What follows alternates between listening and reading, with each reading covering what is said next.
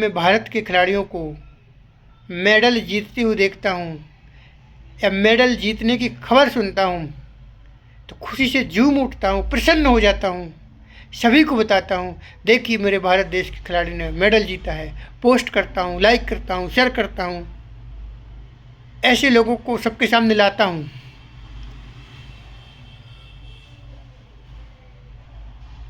बहुत प्रसन्न हो जाता हूँ, बहुत खुश होता हूँ। और मुझे लगता है मेरे जैसे हजारों करोड़ों लोग प्रसन्न होते हैं, खुश होते हैं।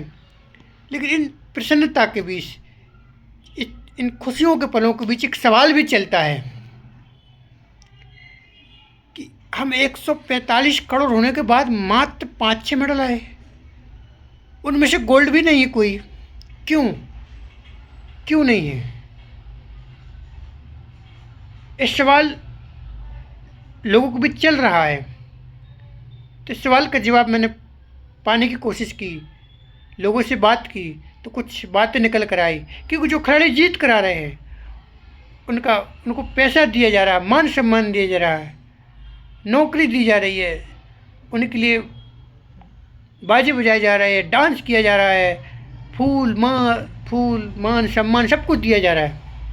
लेकिन जो हार कर आ रहे हैं उनके लिए कौन चर्चा कर रहा है?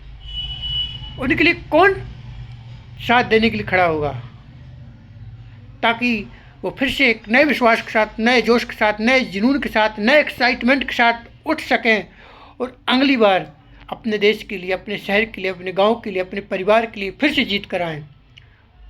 पूरा देश फिर से ऐसी खुशी से झूम उठे। तो हारे हुए लोग कुछ सवाल कर रहे,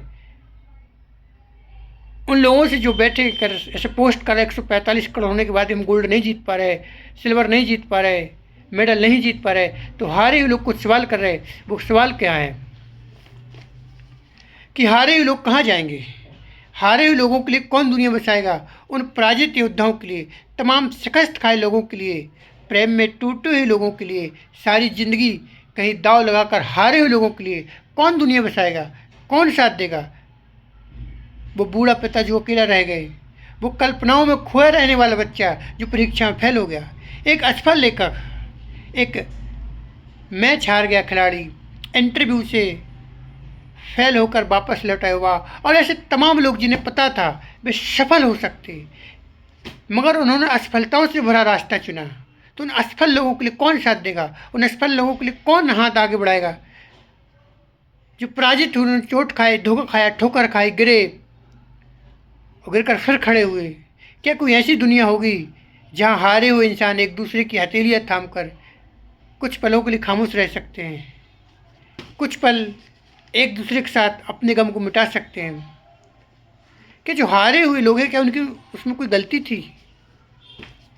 उनमें उसकी कोई गलती नहीं है।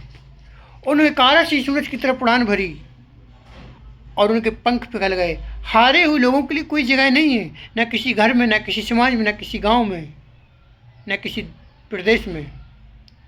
क्या जो विजेता थे वो इनसे बेहतर थे? बताइए, क्या जो विजेता थे वो इनसे बेहतर थे? वही हारा जिसने अनजान रास्तों पर चलने का जोखिम उठाया, जिसने गलती करनी चाहिए, जो मक्कार होकर चुप्पियों के पीछे छिपा नहीं, उसने वो चुना जिसे चुनने के उसकी आत्मा के सिवाय किसी ने साथ नहीं दिया। वो हारा, जो हारा आखिर वो भी नायक है। वो फिर से दोबारा खड़े होंगे। इसीलिए हमको उन हारे हुए लोगों के लिए वो सम्मान देना पड़ेगा, चाहे किसी भी क्षेत्र में हो, चाहे तुम्हारे गांव में हो, चाहे तुम्हारे शहर में हो, चाहे तुम्हारे घर में हो। हम हारे हुए लोगों को, फेल हुए लोगों के लिए सम्मान देना पड़ेगा, उनके लिए विश्वास देना पड़ेगा। तू जा, तू लड़, तू खेल, जो तेरी आत्मा बोल रही तू वो कर, तू फेल होगा तो मैं तेरे पीछे खड़ा हूँ। ऐसा विश्वास जब इन खिलाड़ियों के पीछे होगा तो ज़रूर हमारा गांव, हमारा शहर, हमारा देश आगे बढ़ेगा। ऐसे मेडलों की संख्या बढ़ती जाएगी